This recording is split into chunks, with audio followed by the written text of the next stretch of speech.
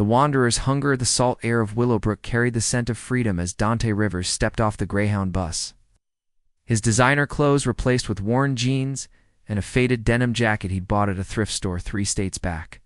For 28 years, he'd been suffocated by the weight of expectations. Board meetings and the constant buzz of being the youngest tech billionaire on the West Coast. Today, he was just another drifter with dust on his boots and hunger in his belly. The coastal town stretched before him like a watercolor painting, with weathered buildings clinging to cliff sides and fishing boats bobbing in the harbor below. It was the kind of place where everyone knew everyone, where money couldn't buy you respect, and where a man was judged by his character rather than his stock portfolio. Perfect. Dante's stomach growled as he wandered down the main street. Shops with hand-painted signs and windows full of local crafts. He'd deliberately left his wallet nearly empty, carrying only enough cash for a few days of simple living. The irony wasn't lost on him that the man who owned 17 homes worldwide was now genuinely concerned about affording dinner. The harbor. Bell Diner sat at the end of a weathered pier, its neon sign flickering intermittently in the growing dusk. Through salt-stained windows, Dante could see the warm glow of interior lights and the silhouettes of locals sharing meals and conversation.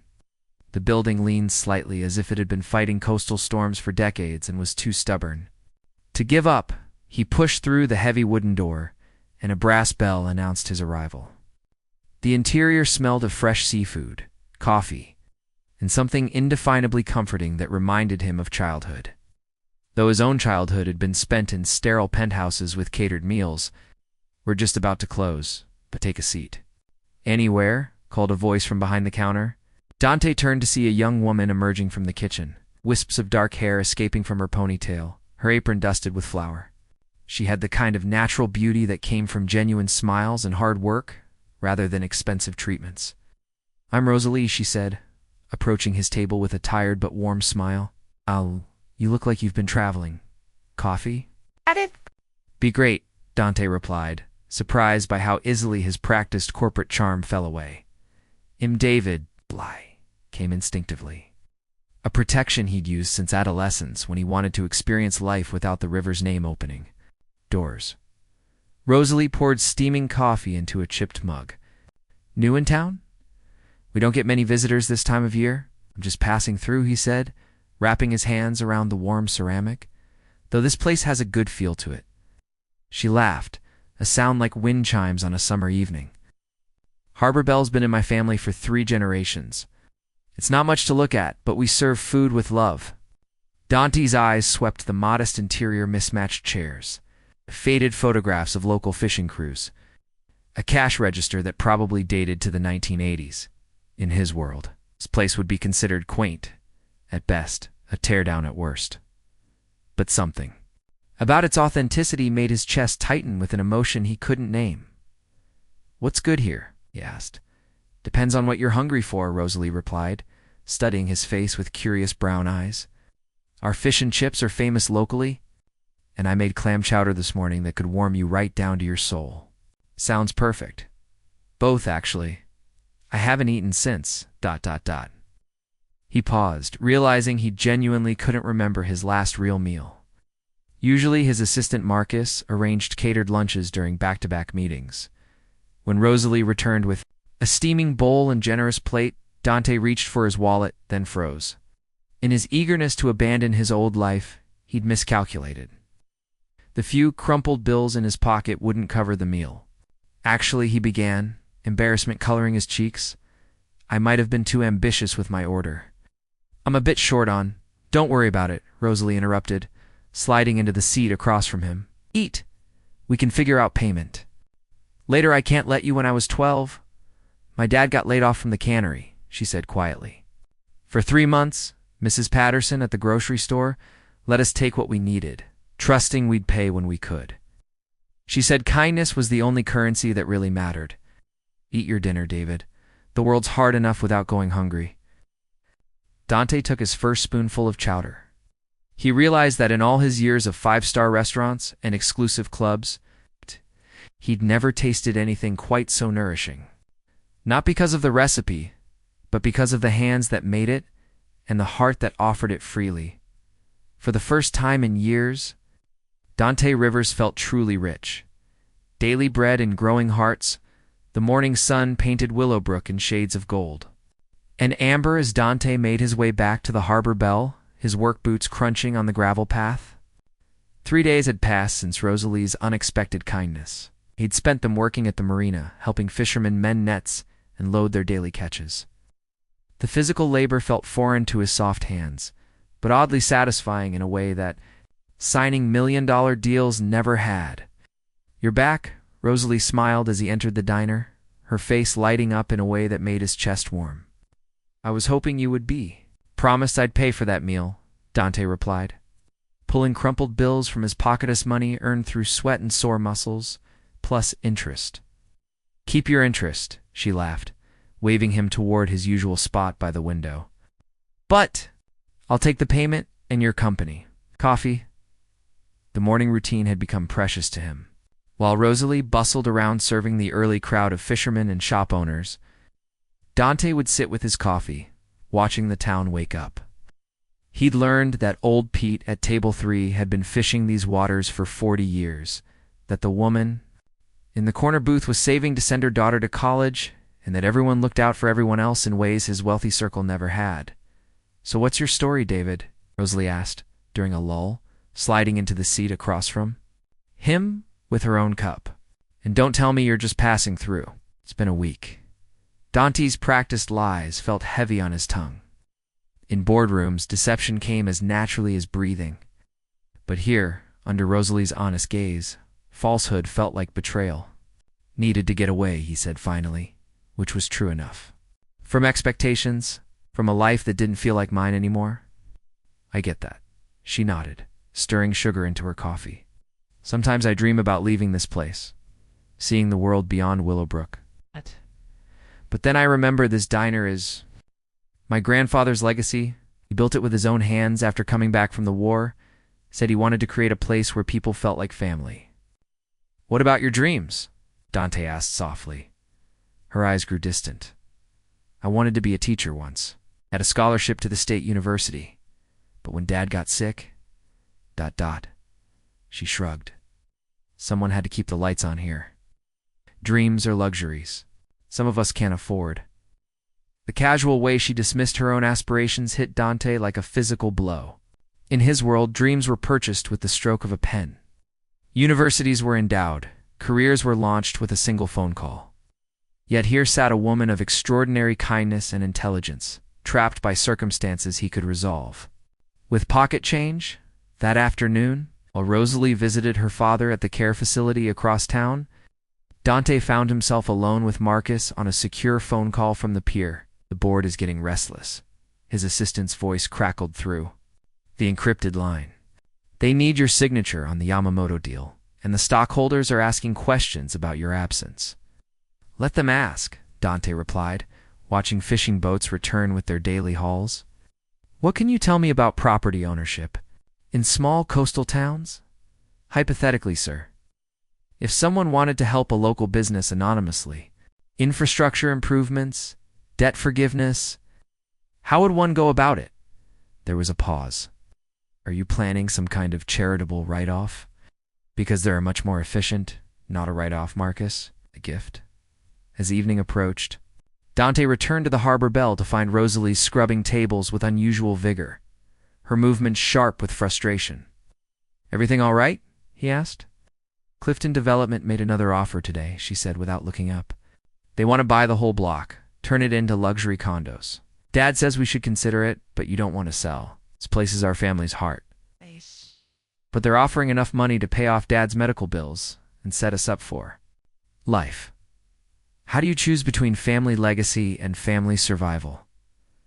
Dante sat heavily in his usual chair. "Maybe you don't have to choose." "What do you mean?" He chose his words carefully. "Sometimes help comes from unexpected places. Maybe someone who believes in what you're doing here, who understands that some things are worth more than money." Rosalie finally looked at him, really. Looked as if seeing something she hadn't noticed before. "You talk like someone who's had experience with difficult choices. Don't we all?" He deflected, but her perceptive gaze made him uncomfortable. I should go. Long day tomorrow. As he stood to leave, Rosalie caught his hand. Her palm was warm and slightly rough from years of honest work, nothing like the manicured softness of the women in his usual social circle. Thank you, David, for listening, for caring about this place like I do. I haven't felt this, understood in a long time. The unraveling truth. The morning started like any other, with Dante arriving at the harbor bell as the first fishing boats headed out to sea. But something felt different, a tension in the air that made his instincts prickle with unease. Survived enough corporate takeover attempts to recognize the calm before a storm? Rosalie greeted him with her usual warm smile, but he noticed the dark circles under her eyes, the way her hands trembled slightly as she poured his coffee. Rough night? He asked gently. Dad had another episode, she admitted, sinking into the chair across from him. The doctors say the treatments are working, but the bills keep piling up.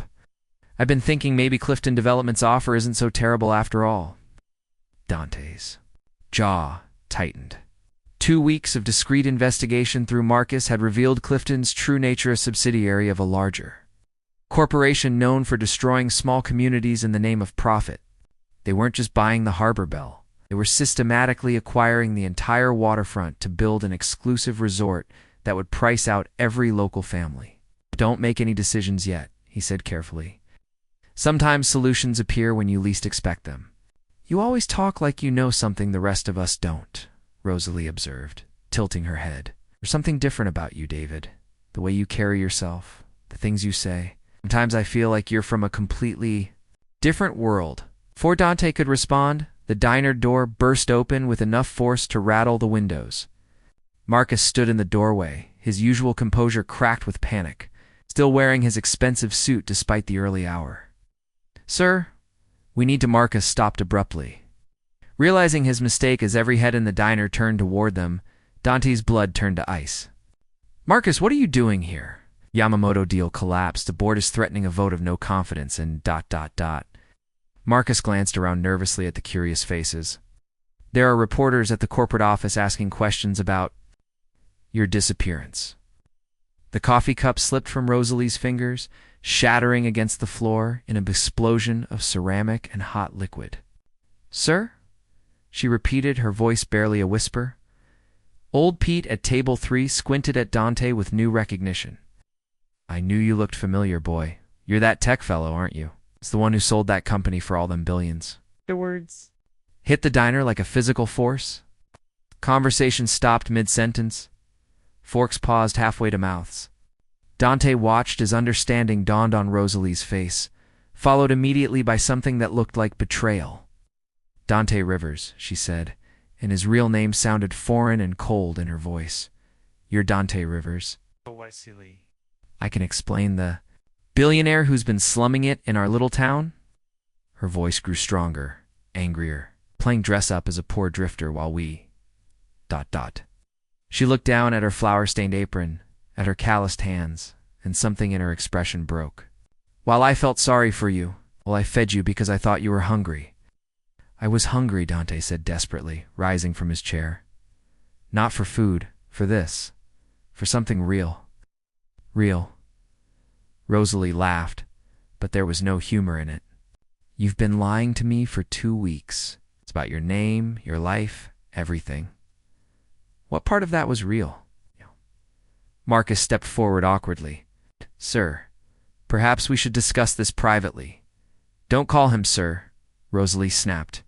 Call him what he is, a liar who thinks regular people are his entertainment. The accusation stung because Dante could see how it looked from her perspective. A bored billionaire playing at poverty, collecting authentic experiences like souvenirs.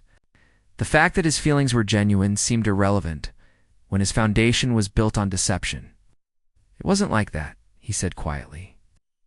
Every conversation we had, every moment we shared, that was me, the real me. The real you is worth more money than this entire town will see in a lifetime, Rosalie replied, backing away from him. The real you could buy and sell every person in this room without thinking twice. So tell me, what was the plan? Were you going to swoop in and save us poor folk? You make yourself feel better about having more money than you could spend in 10. Lifetimes. Before Dante could answer, the diner door opened again. And this time it was a young woman with a press badge and a camera crew behind her.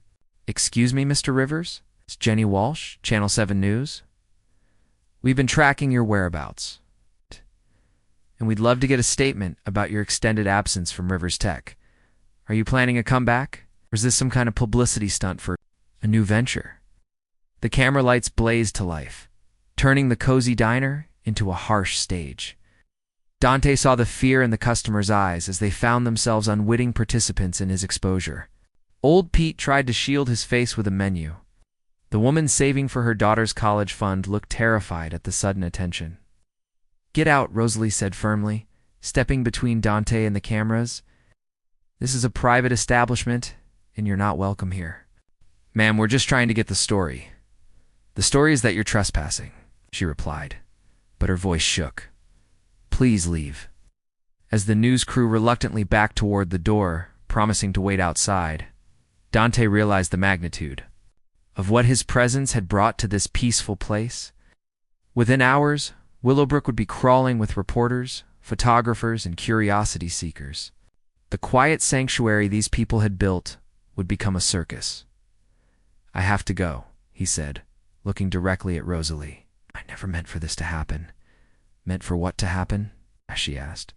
"For us to find out who you really are. To care about people who can't do anything for you?" The questions hung in the air like accusations. Dante wanted to tell her that she was wrong, that she and her town had given him more than his billions ever could. But the hurt in her eyes, the way she'd wrapped her arms around herself like armor, told him that his words would sound like more lies. Marcus was already holding the door open, a black SUV idling outside with tinted windows. As Dante walked toward his escape, he heard Rosalie whisper behind him, "I actually thought you cared about this place. About me." He stopped, turning back one last time. "I do care. More than you'll ever know." But she had already turned away, bending to clean up the shattered coffee cup. And Dante realized that some things, once broken, couldn't be bought back together, no matter how much money you had. As the SUV pulled away from the harbor bell, Dante watched through the rear window as his brief taste of authentic happiness disappeared behind a cloud of dust and regret. Bridges burned and hearts broken, the corporate boardroom felt like a tomb after 2 weeks in Willowbrook's salty air. Dante sat at the head of the mahogany table, surrounded by men in identical suits, discussing quarterly projections and market volatility. But his mind kept drifting to a small diner, where coffee came in chipped mugs, and conversations mattered more than profit margins. The media attention has actually been beneficial, board member Harrison Blackwell was saying, sliding a tablet across the table. "Stock prices are up 12% since your mysterious disappearance went public." The narrative of a young CEO finding himself plays well with millennials. Dante stared at the news footage on the screen aerial shots of Willowbrook. Reporters interviewing locals, a particularly invasive piece titled "Inside the Billionaire's Secret Hideaway." His stomach turned as he recognized old Pete being cornered by cameras, looking overwhelmed and confused. "Turn it off," he said quietly. "Sir?" I said, "Turn it off." Dante's voice carried the edge that had made him famous in negotiation rooms. But it felt hollow now. Marcus approached with a stack of documents. "The Yamamoto deal can still be salvaged if you sign today. They're willing to overlook the delay for a premium of $30 million. $30 million pocket change to Dante, but more than the harbor bell would make in several lifetimes. The irony wasn't lost on him that he'd been agonizing over Rosalie's financial struggles, while casually discussing sums that could solve them instantly. "What about the other matter I asked you to research?" Dante asked. Marcus glanced nervously at the board members. "Perhaps we could discuss that privately? They can hear it." "What did you find about Clifton Development?" "They've accelerated their timeline. With all the media attention on Willowbrook, they're positioning it as the charming coastal town that captured a billionaire's heart. They've increased their offers to every business owner by 20% and are promising to fast-track construction on the luxury resort." Dante's hands clenched into fists, and the locals taking the money. "The fishing cooperative sold yesterday," general store owner signed this morning. The media circus has convinced people that their town is about to change whether they participate or not. They're choosing to profit rather than resist. What about the Harbor Belle? Marcus hesitated. Miss Chen hasn't accepted yet, but her father's medical bills have increased significantly. The media attention has stressed him. Requiring additional treatments? She's struggling. The words hit Dante like physical blows. His selfish need for escape, his cowardly lies, had created the very problems he'd wanted to solve. Rosalie was suffering because of him, and now the vultures were circling her family's legacy. Sir Blackwell interrupted. While this small-town drama is touching, we have actual business to attend to. Your absence has created uncertainty in the market. We need decisive action. You want decisive action? Ah! Dante stood, his chair scraping against the floor. Marcus, draft a purchase offer for every property in Willowbrook that Clifton Development is targeting. Offer triple their price. The room fell silent. Marcus blinked. Rapidly, sir. That would be approximately. I don't care what it costs. Buy everything. Then establish a trust that prevents commercial development and ensures local ownership. You can't be serious, Blackwell sputtered. You're talking about hundreds of millions of dollars for what sentimental value? I'm talking about protecting a community from predators, Dante replied coldly. This is exactly the kind of impulsive decision-making that concerns the board, another member interjected. You disappear for 2 weeks, get emotionally involved with locals, and now you want to play white knight with company assets? My personal assets, Dante corrected. And it's not playing. Draw up the paperwork. As the board members filed out, muttering about emergency sessions and psychological evaluations, Marcus remained behind. Sir, forgive me, but Miss Chen specifically requested that you not contact her or interfere in her affairs. She was quite emphatic about it. Dante sank back into his chair. Of course she had. Rosalie's pride was part of what he'd fallen in. Love with her determination to solve her own problems, to stand on her own strength. His money, the very thing that could help her, was also the barrier between them. What exactly did she say? That she didn't want charity from someone who'd lied to her? She said ... Marcus consulted his notes. She said she'd rather lose everything honestly than be saved by someone who thinks of her as a project. The words cut deep because they weren't entirely wrong. At first, Rosalie and her town had been an escape, a way to feel normal. Somewhere between shared meals and quiet conversations, his motivation had changed. She wasn't his project anymore. She was his heart. That evening, Dante stood on his penthouse balcony overlooking the city lights. Each window represented lives he'd never know, stories he'd never hear, authentic moments he'd traded for isolation and wealth. In Willowbrook, he'd glimpsed what life could be like when connections mattered more than contracts. His phone buzzed with a text from an unknown number. Saw the news. Harbor Belle sold to Clifton this morning. Town's changing fast. Thought you should know. Pete, the phone slipped from Dante's numb fingers, clattering onto the marble floor. He was too late. While he'd been sitting in boardrooms, Rosalie had made the choice she felt forced to make. The Harbor Belle, the place where he'd discovered what it meant to be truly hungry and truly fed, was gone. But as Dante picked up his shattered phone, he realized something had shifted inside him. For weeks, he'd been paralyzed by the fear of proving Rosalie right about his motives. He'd been so concerned with not appearing to be the controlling billionaire that he'd become the absent one instead. Maybe she was right. Maybe his money would always be a barrier between them.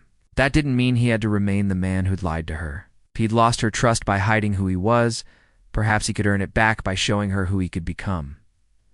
Dante Rivers had built an empire by knowing when to cut losses and when to double down on a winning investment. As he looked out at the city that had never felt like home, he realized he'd been approaching this all wrong. He'd been trying to save Rosalie's world with his wealth. What if instead he saved himself with hers? The decision, when it came, felt as natural as breathing. Some things were worth more than money. Some people were worth everything. It was time to find out if love could survive the death of lies and the birth of truth. The true measure of a man. The October morning was crisp when Dante stepped off the bus in Willowbrook for the second time. But everything had changed. News vans still lined the main street, though fewer than before. Construction equipment sat parked outside what had once been the Harbor Bell. A large sign announced, "Future site of Clifton Coastal Resort luxury accommodations coming soon." Dante's heart clenched as he approached the diner. The weathered building looked smaller somehow, more fragile, like a dying patient surrounded by life support machines. Through the windows, he could see workers removing the old fixtures, boxing up 3 generations of memories. "Figured you'd be back eventually?" Dante turned to find old Pete sitting on a bench outside the post office, whittling a piece of driftwood with hands that had mended nets for 40 years. "Pete," Dante sat beside him, noting how the old fisherman didn't look up from his carving. "I heard about the sale." "Heard about a lot of things," Pete replied. "Heard Rosalie's daddy took another turn for the worse after all them reporters showed up. Heard medical bills got so high, she didn't have much choice. Heard you've been trying to buy up half the town from your fancy office. I wanted to help." "Help," tested the word like it tasted bitter. It's funny how your kind of help always involves money changing hands, never just involves showing up. The rebuke stung because it was accurate.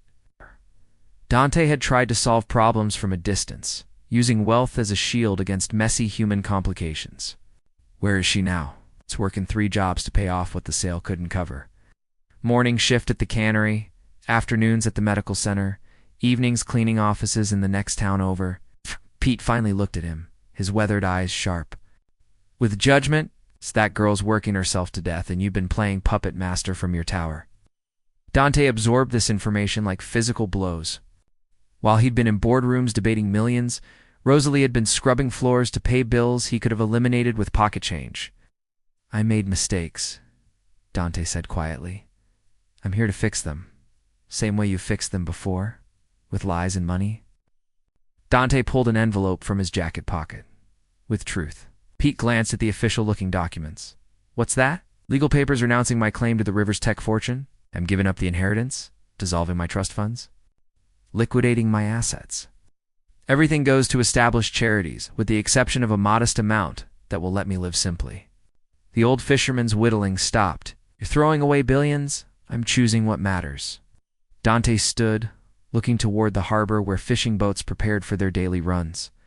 "I can't undo the lies I told, but I can prove they don't define who I want to be." "And what makes you think that'll matter to Rosalie?" "Girls got more pride than sense sometimes." "Maybe it won't matter," Dante admitted. "But I have to try. Not because I think money or the lack of it will win her back, but because I need to. Become someone worthy of the love she showed a stranger." That afternoon, Dante found Rosalie at the Willowbrook Medical Center, where she was restocking supply closets during her lunch break. She'd lost weight, and exhaustion lined her face. But she was still the most beautiful woman he'd ever seen. "Hello, Rosalie." She froze, a box of gauze in her hands. When she turned, her expression was carefully neutral. "What are you doing here, Dante?" His real name and her voice no longer sounded cold. It sounded cautious, guarded. Progress, perhaps. "I came to apologize. And to tell you the truth." "I think I've heard enough of your truth," she replied, continuing her work with deliberate focus. "The truth is that I was a coward," Dante said, stepping closer but respecting her space. "I lied about my name because I was tired of being seen. As a bank account with legs. But that was my problem to solve, not yours to suffer for." "Is this the part where you offer to save me again?" Rosalie's voice held a bitter edge. "'Cause I've managed just fine without your pity charity? I know you have. You've been working yourself to exhaustion, sacrificing your health and dreams. To handle problems I helped create. And you're doing it with the same grace and strength you showed when you fed a lying stranger." Despite herself, Rosalie's hands stilled. "What do you want, Dante?" "I want to work." He pulled out a second set of papers. "I've applied for a job at the cannery. Ask old Pete if he'd teach me to fish properly. Contacted the community college about getting certified in medical assistance. If you think this place could use another pair of hands, you're a billionaire. You don't need to work at a cannery, actually, I'm not." Dante handed her the legal documents. "As of this morning, I'm just a man with a high school education and a willingness to learn honest work." Rosalie read the papers with growing disbelief. "You gave it all away?" "Not all. I kept enough to live modestly, to be self-sufficient. But, yes, the fortune, the company, the empire, it's gone. This is insane. You threw away billions because of guilt, because of love, Dante corrected quietly. Because the 2 weeks I spent as David the Drifter were the most honest weeks of my life. Because every meal we shared, every conversation we had, every moment you treated me like I mattered, that was worth more than everything I left behind. Tears gathered in Rosalie's eyes, but her voice remained steady. How do I know this isn't? Another lie? Another game where you pretend to be something you're not? Because I'm not pretending anymore. Dante took a step back, giving her space to breathe. I'm not asking for forgiveness or demanding a second chance. I'm just asking for the opportunity to prove that the man you cared about, David, was real. He just happened to be buried under years of wealth and isolation. The harbor bell is gone, she whispered. My family's legacy is going to be a resort where people like you used to be can vacation. Then we'll build something new, Dante said, not with inherited money or corporate power, but with our hands and hearts. Maybe the town needs a new gathering place. Maybe it needs people who remember that community matters more than profit. For a long moment, they stood in the sterile hallway, two people separated by hurt and hope in equal measure. Finally, Rosalie spoke. I don't trust you yet. I understand. I won't make it easy. If you want to prove you've changed, you'll have to do it through actions, not words. No shortcuts. No special treatment. I wouldn't want it any other way. The cannery job starts at 5 in the morning. It's hard, smelly work that pays minimum wage. I'll be there. Rosalie studied his face for signs of deception or doubt, but found only quiet determination. Why? Why give up everything for someone who won't even promise to forgive you? Dante smiled, the first genuine smile he'd worn since leaving Willowbrook weeks ago. Because the richest man I ever knew was a woman who shared her last meal with a hungry stranger. Because home isn't a place you buy. It's a feeling you earn. Because love isn't something you can purchase or possess. It's something you choose to become worthy of every single day. As autumn light filtered through the medical center windows, Rosalie saw not the billionaire who'd lied to her, nor the drifter who'd charmed her, but a man willing to lose everything to find himself. It would take time to rebuild trust, longer. Still to heal the wounds his deception had caused, but for the first time since that terrible morning, when his world crashed into hers, Rosalie allowed herself to hope that some things, the important things, might actually be priceless, outside. Construction crews continued tearing down the harbor bell, but inside the medical center, two hearts began the careful work of building something that no amount of money could buy and no corporation could destroy. A love built on truth, tested by hardship, and measured not in dollars but in the daily choice to show up, be honest, and prove worthy of the gift of another person's trust. The true measure of a man, would learn together, wasn't found in his bank account, but in his willingness to stand up when everything else fell down, and to keep standing, day after day, until love grew strong enough to lift them both.